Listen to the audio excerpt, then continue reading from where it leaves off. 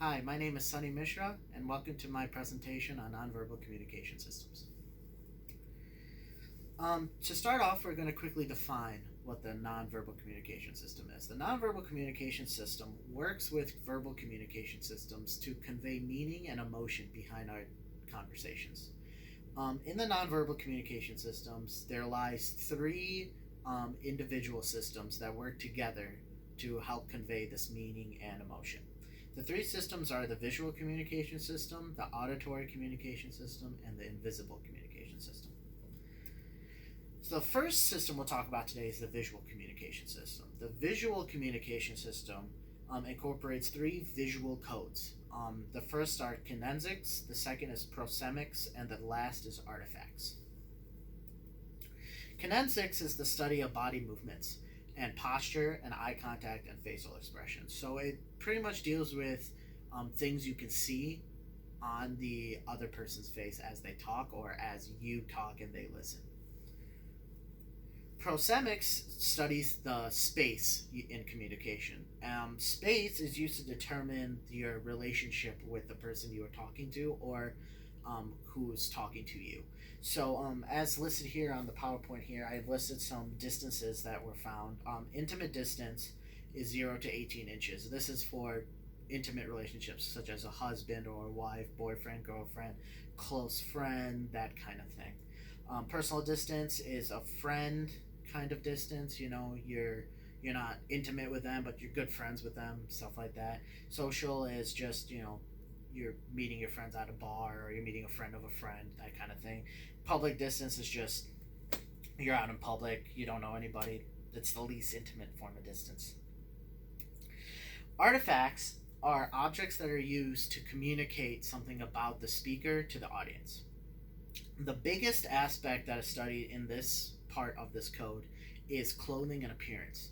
Clothing and appearance says a lot about who you are to an unknown party. For example, if you are an interviewer and you are hiring for a position at your job and you have two different interviewees coming in, you may have one that comes in like a raggedy t-shirt, not shaved, hair not brushed, long hair, ripped jeans, flip-flops.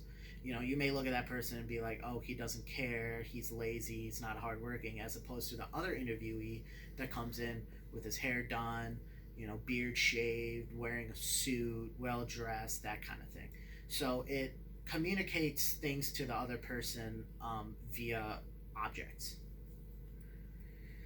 Now, the second communication system in the nonverbal communication tree is the auditory communication system. So, the auditory communication deals with things you can hear, but it's not the words that are being said, it's more how things are being said.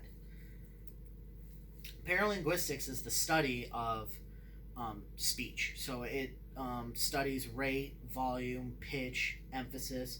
It deals with how they sound rather than what they are saying.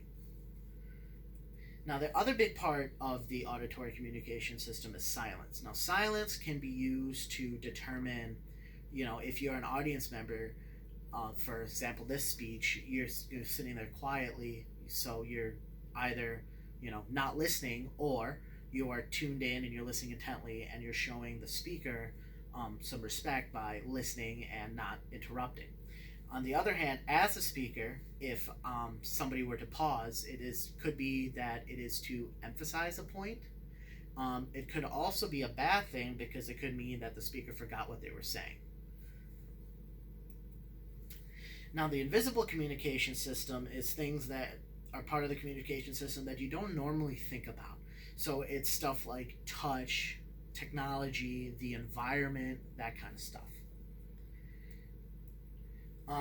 Chronomics is the study of how time is organized and how people structure their time and day and how it affects communication. So here in America, our culture is pretty influenced by this because we say a lot of stuff like, I can't wait until lunchtime, or, I got a meeting in 5 minutes. The way that our day affects our communication is very prevalent. So for example, if you're talking to somebody that, is very schedule oriented, they may talk to you a little bit faster so the conversation can get done so they can adhere to their schedule. Whereas people in other cultures, say in Brazilian culture, they're a little bit more relaxed and they value personal relationships a little bit more. So they'll take the time to talk to you whether it works with their schedule or not. Olfactics is the study of smell to gather information.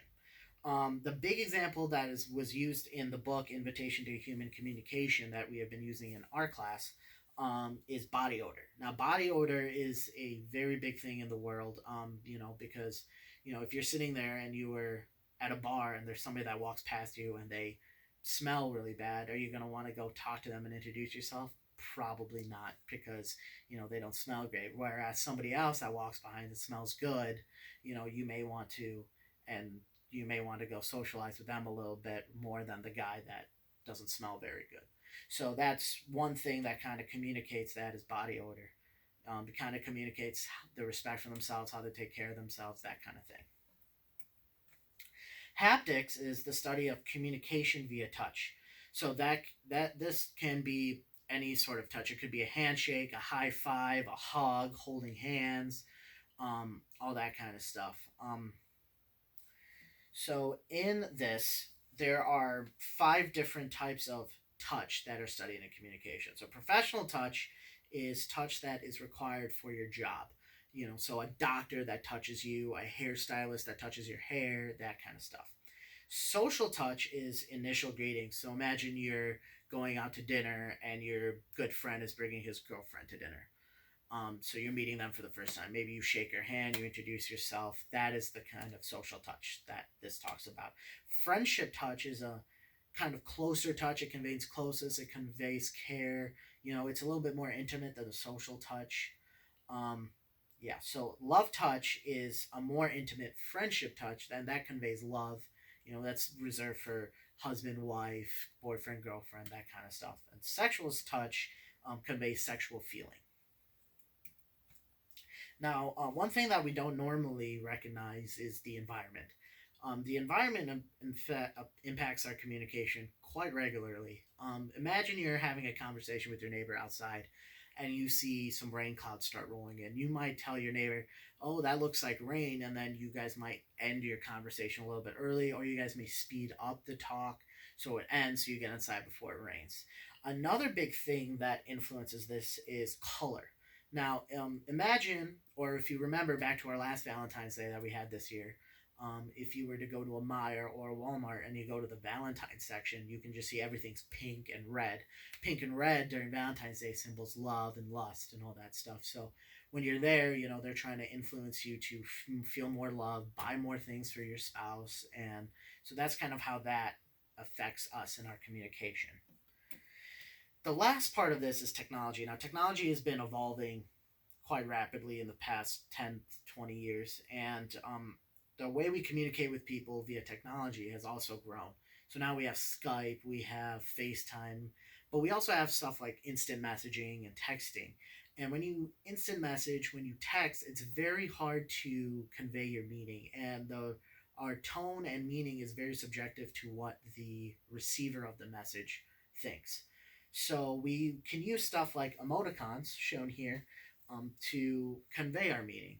So you could say hi and you say a little smiley face, showing you're happy, that kind of thing. So this is one way technology is influencing our way to communicate with people over long distances. So now using these, we can manage and have long distance relationships, unlike people 30, 40 years were able to. So, in conclusion, today we talked about the 3 different types of nonverbal communication that are used every day: visual, auditory, and invisible communications. Now, think back to your last conversation you had with someone. It could just be your mom that you said hi to, or your friend that was just stopping by.